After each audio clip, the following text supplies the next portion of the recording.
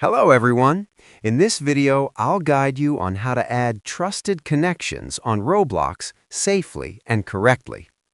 First, open Roblox and go to the profile of the person you want to connect with.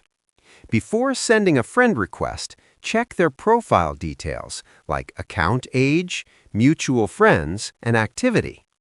Older accounts with real badges and normal game history are usually more trustworthy. Next, play a few games together and observe their behavior in chat.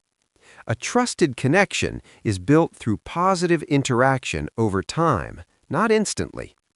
If everything feels safe, tap Add Friend on their profile.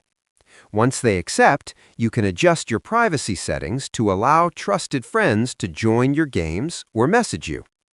Avoid sharing personal information like your real name, phone number, or social media. If anyone behaves suspiciously, use the block or report option immediately. Building trusted connections on Roblox is about patience, smart choices, and keeping your account secure at all times. Subscribe the channel for more videos.